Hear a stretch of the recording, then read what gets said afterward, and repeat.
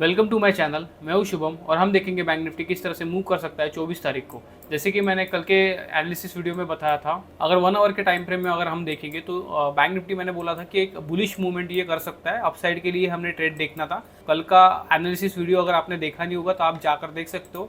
तो अगर यहाँ पर अगर आप देखोगे तो मैंने यहाँ पर बोला था, मैं 5 मिनट के टाइम फ्रेम में आपको बता देता हूँ। यहाँ पर मार्केट क्लोजिंग हुआ था और मैंने बोला था कि हो सकता है कि एक अपसाइड का हमें ट्रेंडिंग मोमेंटम देखने को मिल सकता है। ठीक है, तो अभी अगर आप यहाँ पर देखोगे तो ये सप्लाई मैंने बोला था कि ये सप्लाई वीक हो चुका है। 22 तारीख को अगर आप देखोगे तो 22 तारीख को ये सप्लाई से हमारे डाउन साइड में आया था, और 22 तारीख को भी मैंने बोला था कि हमें अपसाइड के लिए ही ट्रेड फाइंड आउट करना है। ठीक है, तो यहाँ पर हमें ट्रेड कोई मिला नहीं था, बट अगर आज आप देखोगे तो आज ओपनिंग से ही इसने वन डायरेक्शन मूवमेंट किया है। तो अपसाइड का टारगेट इसीलिए मैं बोल रहा था क्योंकि बायर जो है वो बहुत ज़्यादा बुलिश है बैंक निफ्टी में, और इसके अपसाइड के टारगेट पेंडिंग है। अभी ये ऑलमोस्ट हमारे जो 49,000 का टारगेट है उसके आसपास है, और 49,000 के ऊपर भी एक टारगेट है, जो टारगेट है ऑल टाइम हाई।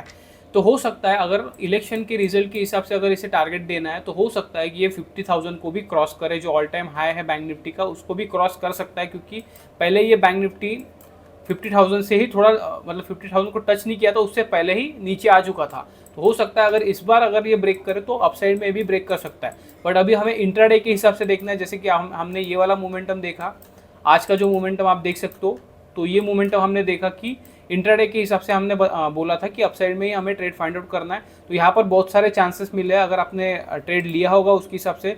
यहाँ पर एक ब्रेक था, ठीक है, यहाँ पर भी कंसोलिडेशन था, यहाँ पर भी एक ब्रेक था, उसके बाद में एक अच्छा खासा यहाँ पर मैं आपको दिखा देता हूँ।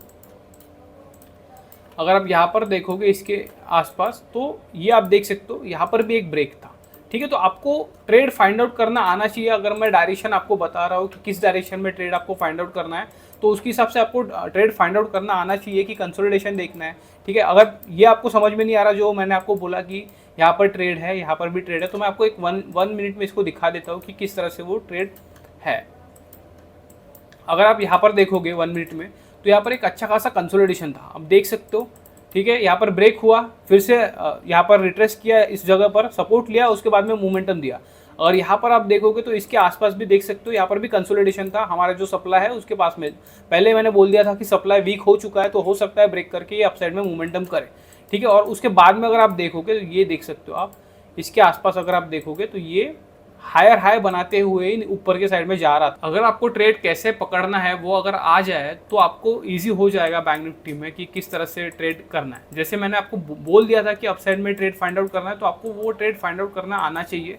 अब देखो आप अगर 22 तारीख को अगर आप देखोगे तो 22 तारीख को इसने हमें ट्रेड ही नहीं दिया, बट अभी देख सकते हो 23 तारीख को इसने वन डायरेक्शन मूवमेंट दिया और एक अच्छा खासा मूवमेंटम दिया। ये आई थिंक 900 950 पॉइंट के आसपास का मूवमेंटम है। आपको देखो यहाँ पे तो कोई पकड़ नहीं सकता है। ठीक है, इसके आसपास जब ओपनिंग हुआ तो तब मैंने भी ट्रेड नहीं लिया था जब यहाँ पर ओपनिंग हुआ, बट यहाँ पर जब कंसोलिडेशन देखने लगा मुझे तो हो सकता था, मुझे लगा कि कंफर्मेशन है अभी ये अपसाइड में मूवमेंटम दे सकता है, क्योंकि बायर यहाँ पर अगर आप देखोगे तो यहाँ पर एक सपोर्ट लिया था। मैं 1 आवर में आपको दिखा देता हूँ। मैंने जैसे आपको बोला था कि इसके आसपास इसने सपोर्ट लिया है। ठीक है, तो यहाँ पर हमारा सपोर्ट जोन भी है और ये जो पैटर्न है इसका भी एक सपोर्ट है। तो यहाँ पर बायर अच्छा खासा बुलिशनेस लाया था, उसके हिसाब से मुझे लगा था कि ये अपसाइड में मूवमेंटम कर सकता है, और उसका 1 आवर के हिसाब से बुलिश है, उसके हिसाब से उसका टारगेट भी पेंडिंग है 49,000 के आसपास। तो अगर आप यहाँ पर देखोगे तो इस जगह पर अगर आपने ट्रेड नहीं लिया होगा तो यहाँ पर तो आप ले ही सकते थे। ठीक है, मैंने भी ट्रेड एंट्री बनाई थी इसके आसपास।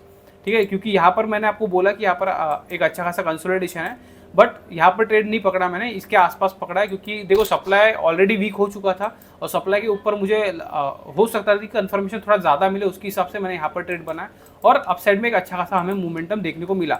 और देखो ये इस तरह से है कि अगर आप मोमेंटम इसका देखोगे तो इसने हायर हाई फॉर्म करते हुए गया है, कभी भी लो ब्रेक नहीं किया।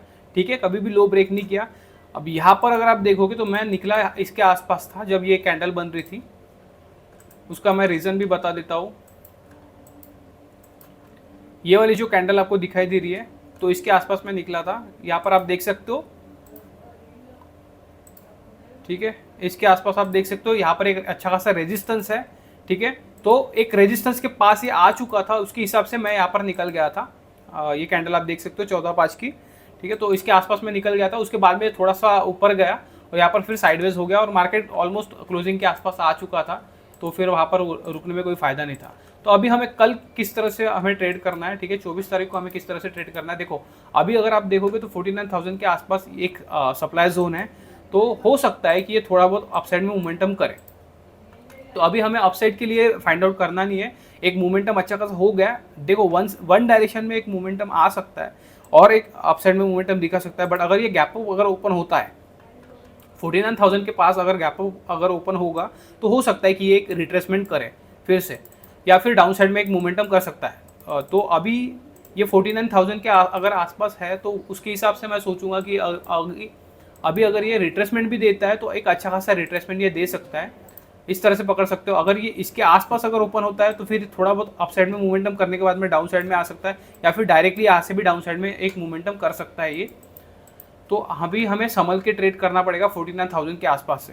तो ये अगर इसी के आसपास अगर ओपन होगा तो रिट्रेस थोड़ा सा अपसाइड में मूवमेंटम हमें देखते हैं, और उसके बाद में फिर रिट्रेसमेंट में एक अच्छा खासा हमें मूवमेंटम मिल सकता है। 48,200 तक भी एक टारगेट ये दिखा सकता है हमें। 48,300 से लेकर 48,200 के आसपास हमें एक टारगेट दिखा सकता है ये डाउन साइड के लिए।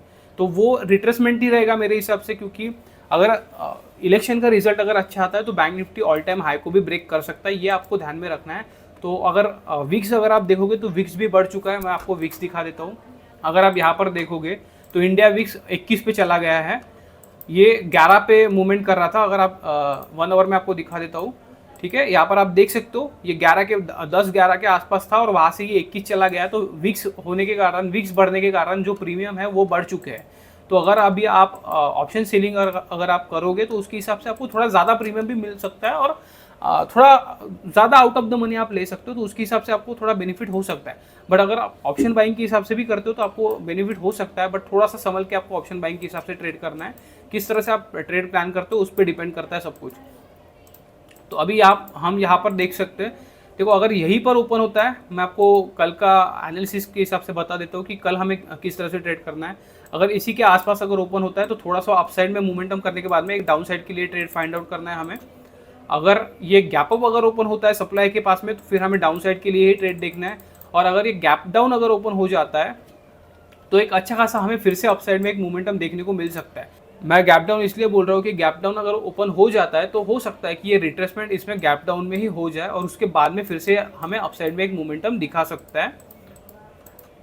और अभी ये मंथली एक्सपायरी है, तो मंथली एक्सपायरी के हिसाब से थोड़ा वोलेटिलिटी ज़्यादा होता है, तो उसके हिसाब से आपको संभल के ट्रेड करना पड़ेगा। अगर आप ऑप्शन बाइंग भी करते हो और ऑप्शन सेलिंग भी करते हो तो भी आपको संभल के ट्रेड करना पड़ेगा, क्योंकि जो मोमेंटम है, जो ड्रास्टिक मोमेंटम आ रहा है, जो मैनिपुलेशन हो रहा है मार्केट में, वो थोड़ा ज़्यादा मैनिपुलेशन हो रहा है। तो उसके हिसाब से आपको ये जो स्टॉप लॉसेस है वो कटने में कोई टाइम नहीं लग रहा है, तो आपको स्टॉप लॉस भी उसी तरह से प्लेस करना पड़ेगा। जो ये वन डायरेक्शन मूवमेंट है वो हमेशा नहीं मिलेगा। अगर आप यहाँ पर देखोगे तो दोनों साइड में मूवमेंट कर रहा है।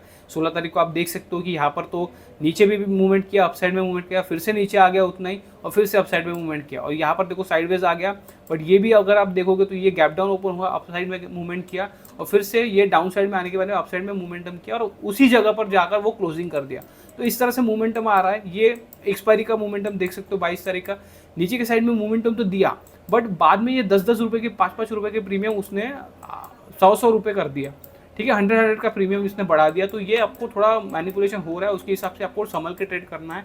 आपका टारगेट आपको बुक करना आना चाहिए उसके हिसाब से, तो उसी हिसाब से आपको ट्रेड देखना है। तो अब मैं फिर से एक बार रिपीट कर देता हूँ, अगर इसी के आसपास अगर ओपन होता है तो थोड़ा सा हमें अपसाइड में मोमेंटम देखने के बाद में डाउन साइड में ट्रेड फाइंड आउट करना है, या फिर हमें अगर यहाँ से हमें एक चांस मिलेगा तो भी हमें एक डाउन साइड के लिए ट्रेड देखना है। अगर ये गैप अप अगर ओपन हो जाता है तो फिर से हमें डाउन साइड के लिए ट्रेड देखना है इसके यहाँ से, ठीक है, सप्लाई के पास से हमें डाउन साइड के लिए ट्रेड देखना है। 48,300 से लेकर 48,200 तक हमें एक टारगेट मिल सकता है डाउन साइड में। अगर ये गैप डाउन अगर ओपन हो जाता है 48,300 से लेकर 48,200 के आसपास अगर गैप डाउन अगर ओपन हो जाता है तो फिर एक हमें अपसाइड में ट्रेड फाइंड आउट करना है, तो उसके हिसाब से ट्रेड लेना है।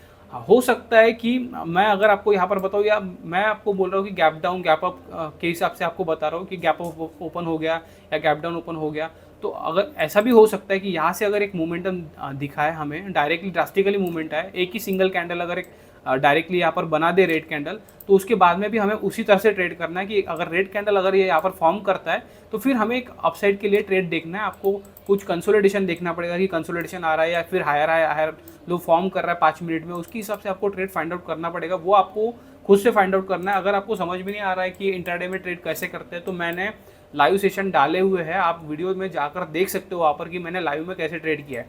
ठीक है, ये यहाँ पर कोई भी बता देगा कि यहाँ पर ऐसा हुआ है, यहाँ पर एक साइडवेज मोमेंटम आया, उसके बाद में ब्रेक किया और फिर अपसाइड का मोमेंटम लिया। बट लाइव मार्केट में आपको ट्रेड करना आना चाहिए, वो ज़्यादा इंपॉर्टेंट रहता है।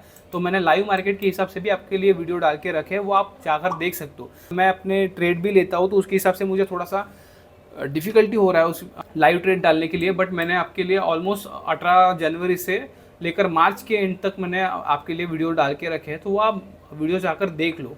ठीक है, तो आपको समझ में आ जाएगा कि इंट्राडे में एक्चुअली ट्रेड कैसे करना पड़ता है, किस तरह से मेरा प्रिडिक्शन काम करता है। तो वो आपको भरोसा रखना पड़ेगा उसमें कि प्रिडिक्शन काम करते हैं। बट देखो, प्रिडिक्शन ही होते हैं, आपको लाइव मार्केट में ट्रेड लेना आना चाहिए, वो ज़्यादा इंपॉर्टेंट होता है। तो अभी अब अगर आप देखोगे तो आपको सोच समझ के ट्रेड करना है। हो सकता है तो आप ऐसे भी कर सकते हो कि इलेक्शन तक आप ट्रेड को इग्नोर कर सकते हो, इंट्राडे में मत ट्रेड करो। ठीक है, थोड़ा सा रुक जाओ, उसके हिसाब से भी आप कर सकते हो। बट अगर आप रिस्क लेना चाहते हो, अगर आप ट्रेड करना चाहते हो तो फिर आप थोड़ा कम क्वांटिटी से ट्रेड करो। ठीक है, कम क्वांटिटी से भी ट्रेड करोगे तो थोड़ा प्रॉफिट कम होगा या लॉस कम होगा, बट आप संभल के रह सकते हो उसमें, तो उसके हिसाब से आप मैनेज करो। ठीक है, तो आज के लिए बस इतना ही, मिलते हैं नेक्स्ट वीडियो में। Thank you.